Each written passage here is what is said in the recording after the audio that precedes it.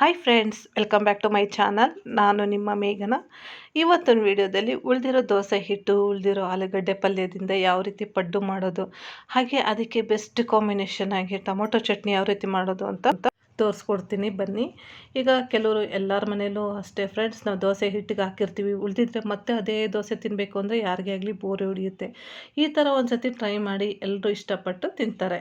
ಈಗ ಸ್ಟವ್ ಹಚ್ಕೊಂಡು ಒಂದು ಬಾಣಲಿಯಲ್ಲಿ ಫಸ್ಟು ಟೊಮೊಟೊ ಚಟ್ನಿ ಯಾವ ರೀತಿ ಮಾಡೋದು ಅಂತ ನೋಡ್ಕೊಬರೋಣ.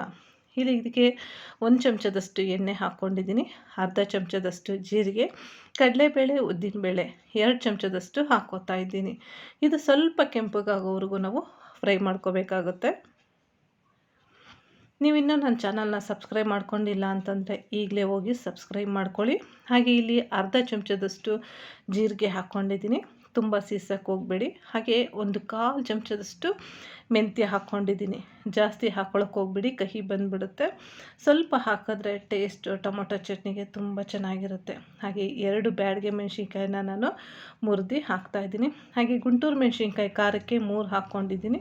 ನಾನು ತೊಗೊಂಡಿರೋ ಮೆಸರ್ಮೆಂಟ್ಗೆ ಸಾಕು. ಇಲ್ಲಿ ಬಿಳಿ ಎಳ್ಳು 1 ಚಮಚದಷ್ಟು ತೊಗೊಂಡಿದ್ದೀನಿ, 1/4 ಚಮಚದಷ್ಟು ಸೋಂಪು ತೊಗೊಂಡಿದ್ದೀನಿ. ಹಾಗೆ ಒಂದು ಅರ್ಧ ಗಡ್ಡೆ ಆಗೋಷ್ಟು ಬೆಳ್ಳುಳ್ಳಿ ಬಿಡಿಸಿಟ್ಕೊಂಡಿದ್ದೀನಿ, 1 ಈರುಳ್ಳಿ ತೊಗೊಂಡಿದ್ದೀನಿ. 4 ಟೊಮೊಟೊಗೆ 1 ಈರುಳ್ಳಿ ಸಾಕಾಗುತ್ತೆ. ಹಾಗೆ ಅರ್ಧ ಗಡ್ಡೆ ಆಗೋಷ್ಟು ಬೆಳ್ಳುಳ್ಳಿ ತೊಗೊಂಡಿದ್ದೀನಿ.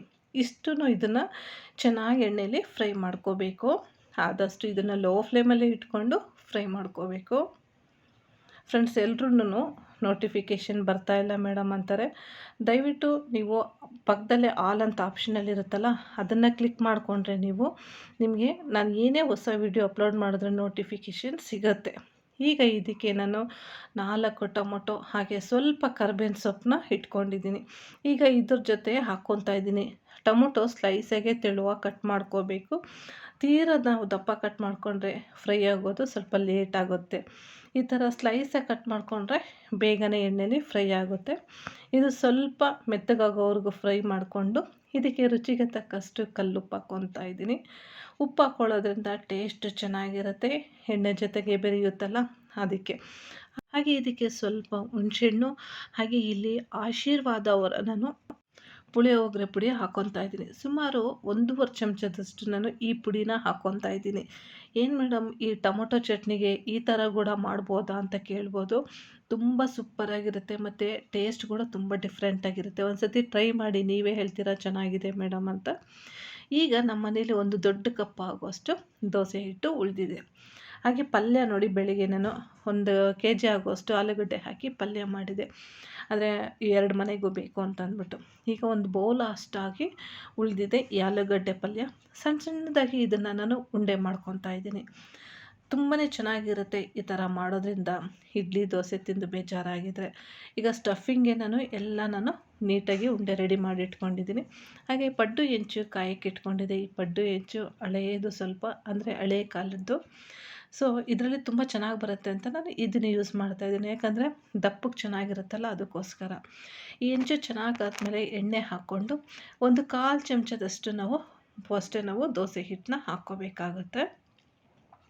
ಫಸ್ಟೇ ನೀವು ಜಾಸ್ತಿ ಹಾಕೋಬಿಟ್ರೆ ಸ್ಟಫಿಂಗ್ ಆಗೋದಿಲ್ಲ. 1/4 ಚಮಚದಷ್ಟು ಹಾಕ್ಕೊಂಡು ಇದಕ್ಕೆ ಫಸ್ಟು ಒಂದೊಂದಾಗಿ ಸ್ಟಫಿಂಗು ಈ ಥರ ಇಟ್ಕೊಂಡು ಬರಬೇಕು. ತಿನ್ನೋದಕ್ಕೂ ಅಷ್ಟೇ ಮಕ್ಕಳಿಗೆ ಡಿಫ್ರೆಂಟಾಗಿರುತ್ತೆ. ಲಂಚ್ ಬಾಕ್ಸ್ಗಾದರೂ ಕೊಡ್ಬೋದು, ಇಲ್ಲ ಸಾಯಂಕಾಲ ಮಕ್ಕಳು ಸ್ಕೂಲಿಂದ ಬಂದಾಗ ಏನಾದರೂ ಸ್ನ್ಯಾಕ್ಸ್ ಕೇಳಿದ್ರೆ ಈ ಥರ ದಿಢೀರಂತ ಮಾಡಿಕೊಟ್ರೆ ಅವರು ತುಂಬ ಇಷ್ಟಪಟ್ಟು ತಿಂತಾರೆ. ಈಗ ನೋಡಿ, ಈ ಥರ ನಾನು ಎಲ್ಲ ಸ್ಟಫಿಂಗ್ನ ಇಟ್ಕೊಂಡು ಮತ್ತೆ ಅದ್ರ ಮೇಲೆ 1/4 ಚಮಚದಷ್ಟು ಎಷ್ಟು ಇಡಿಸುತ್ತೋ ನೋಡಿ ಅಷ್ಟು ಫಿಲ್ ಮಾಡ್ಕೊತಾ ಇದ್ದೀನಿ.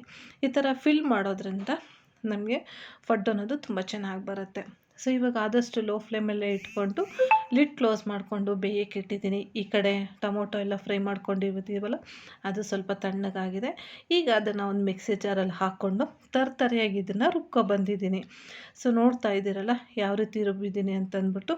ಈ ಥರ ತರ್ತರಿಯಾಗಿ ರುಬ್ಕೋಬೇಕು, ತುಂಬ ನೈಸಾಗಿ ರುಬ್ಕೊಳ್ಳೋಕೆ ಹೋಗಬೇಡಿ. ಈಗ ಅದು ರುಬ್ಬಿದಾಗಿದೆ, ಚಟ್ನಿ ಕೂಡ ರೆಡಿಯಾಗಿದೆ. ಈಗ ಒಂದು ಕಡೆ ಪಡ್ಡು ಕೂಡ ರೆಡಿಯಾಗಿದೆ, ನೋಡ್ತಾ ಇದ್ದೀರಲ್ಲ. ಇದನ್ನು ಒಂದೊಂದಾಗಿ ನಾನು ತಿರುಗಿಸಿ ಹಾಕ್ಕೊತಾ ಇದ್ದೀನಿ. ಆದಷ್ಟು ನೀವು ಲೋ ಫ್ಲೇಮಲ್ಲಿ ಇಟ್ಕೊಂಡು ಇದನ್ನು ಫ್ರೈ ಮಾಡಿಕೊಂಡ್ರೆ ಒಳಗಡೆ ಎಲ್ಲ ಚೆನ್ನಾಗಿ ಬೇಯುತ್ತೆ. ಇಲ್ಲಾಂದರೆ ಏನಂತಂದರೆ ಒಳಗಡೆ ಹಿಟ್ಟು ಹಾಗೆ ಆಗಿ ಹಸಿ ಹಸಿಯಾಗಿ ಇರುತ್ತೆ, ತಿನ್ನೋದಕ್ಕಾಗಲ್ಲ, ಮೇಲೆ ಸಾಫ್ಟಾಗಿ ಸ್ಪಾಂಜಿಯಾಗಿರುತ್ತೆ. ಸೊ ಇಲ್ಲಿ ನಾನು ವಿಡಿಯೋ ಲೆಂತಿ ಆಗುತ್ತೆ ಅಂತಂದ್ಬಿಟ್ಟು ಒಗ್ಗರಣೆಗೆ ಸಾಸಿವೆ ಹಾಗೆ ಸ್ವಲ್ಪ ಜೀರಿಗೆ, 2 ಬ್ಯಾಡಗಿ ಮೆಣಸಿನ್ಕಾಯಿ ಮುರಿದು ಹಾಕ್ಕೊಂಡಿದ್ದೀನಿ. ಈಗ ನಮಗೆ ಬಿಸಿ ಬಿಸಿ ಟೊಮೊಟೊ ಚಟ್ನಿ ರೆಡಿಯಾಗಿದೆ. ಇದು ಅನ್ನ, ಚಪಾತಿ, ಮುದ್ದೆಗೆ, ರೊಟ್ಟಿಗೆಲ್ಲ ತೊಗೋಬೋದು, ಸೂಪರಾಗಿರುತ್ತೆ. ಇಲ್ಲಿ ಬಿಸಿ ಬಿಸಿ ಪಡ್ಡು ಕೂಡ ರೆಡಿಯಾಗಿದೆ. ಈ ಥರ ತುಂಬ ಹೊಟ್ಟೆ ಹಶ್ವಾದಾಗ ನಾವು ಈ ಥರ ಕಾಂಬಿನೇಷನ್ ಇಟ್ಕೊಂಡು ತಿಂತಾಯಿದ್ರೆ ಎಷ್ಟು ತಿಂತೀವಿ ಅಂತಲೇ ಗೊತ್ತಾಗೋದಿಲ್ಲ, ಅಷ್ಟು ಸೂಪರಾಗಿರುತ್ತೆ. ಖಂಡಿತ ಈ ರೆಸಿಪಿ ಒಂದು ಸತಿ ಟ್ರೈ ಮಾಡಿ ನೋಡಿ. ನೀವು ಹೇಳ್ತಿರೋದು ತುಂಬ ಸೂಪರಾಗಿದೆ ಮೇಡಮ್ ಅಂತಂದ್ಬಿಟ್ಟು. ಸೊ ಇವತ್ತಿನ ವಿಡಿಯೋ ಇಲ್ಲಿಗೆ ಎಂಡ್ ಮಾಡ್ತಾಯಿದ್ದೀನಿ. ಈ ವಿಡಿಯೋ ಇಷ್ಟ ಆದರೆ ಲೈಕ್ ಮಾಡಿ, ಶೇರ್ ಮಾಡಿ, ಹಾಗೆ ನಿಮ್ಮ ಫ್ರೆಂಡ್ಸಿಗೆ ವಾಟ್ಸಪ್ಪು ಮತ್ತು ಇನ್ಸ್ಟಾಗ್ರಾಮಲ್ಲೆಲ್ಲ ಶೇರ್ ಮಾಡಿ ಫ್ರೆಂಡ್ಸ್. ಅವರು ಇದೇ ಥರ ಮನೆಯಲ್ಲಿ ಮಾಡ್ಕೊತಾರೆ. ಈ ರೆಸಿಪಿ ಇಷ್ಟ ಆದರೆ ಲೈಕ್ ಮಾಡಿ, ಏನಿದ್ರು ನನಗೆ ಕಮೆಂಟ್ ಬಾಕ್ಸಲ್ಲಿ ಕಮೆಂಟ್ ಮಾಡಿ ಅಂತ ಕೇಳ್ಕೊತಾ ಈ ವಿಡಿಯೋ ಎಂಡ್ ಮಾಡ್ತಾಯಿದ್ದೀನಿ. Thanks for watching.